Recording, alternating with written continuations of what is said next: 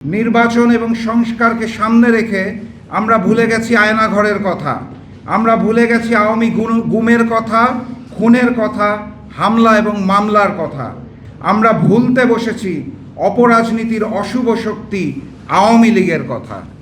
বড় বড় রাজনৈতিক দল, জাতীয় নেতৃবৃন্দ, এমনকি হাজারো শহীদের রক্তের বিনিময়ে ক্ষমতায় আসা অন্তর্বর্তী সরকারের উপদেষ্টাদের বক্তব্যে নির্বাচন এবং সংস্কার নিয়ে যত কথা শোনা যায় তার শতভাগের 10 ভাগও বিচারের কথা শোনা যায় না।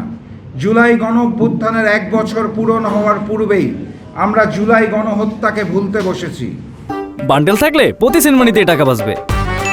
বিকাশ সেনমানি বান্ডেল কিনে জিতুন প্রতি লেনদেনে। আমরা ভুলে গেছি পিলখানা গণহত্যা, শাপলা গণহত্যা, মোদি বিরোধী আন্দোলনের গণহত্যা, লগি বৈঠা গণহত্যা।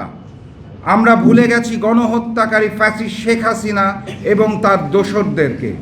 নির্বাচন এবং সংস্কারকে সামনে রেখে আমরা ভুলে গেছি আয়নাঘরের কথা, আমরা ভুলে গেছি আওয়ামী গুমের কথা, খুনের কথা, হামলা এবং মামলার কথা।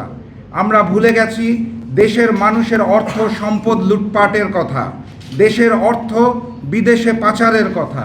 আমরা ভুলে গেছি 15.5 বছরের দুঃশাসনের কথা। আমরা ভুলতে বসেছি অপরাজনীতির অশুভ শক্তি আওয়ামী লীগের কথা। যুদ্ধটা শুধুমাত্র শেখ হাসিনা এবং আওয়ামী লীগের বিরুদ্ধে ছিল না। আমাদের সংগ্রাম এবং লড়াই শেখ হাসিনা, আওয়ামী লীগের সাথে সাথে আগ্রাসী ভারতের আধিপত্যবাদের বিরুদ্ধেও ছিল। শেখ হাসিনা বাংলাদেশের প্রধানমন্ত্রী নয়, বরং বাংলাদেশকে ভারতের করদ রাজ্য বানিয়ে ভারতের মুখ্যমন্ত্রীর দায়িত্ব পালন করতেন। গণহত্যাকারী ফ্যাসিস্ট শেখ হাসিনাকে রাষ্ট্রীয় মর্যাদায় দিল্লি সরকার আশ্রয় দিয়ে সেই কথাটি প্রমাণ করেছে। নির্বাচন এবং সংস্কারকে সামনে রেখে আমরা ভারত কর্তৃক অতীতে সীমান্তে হত্যা, ভূমি দখল, পানির ন্যায্য হিস্সা না দেওয়া, দেশের অভ্যন্তরীণ বিষয় এবং নির্বাচনে হস্তক্ষেপ ভুলে গেছি।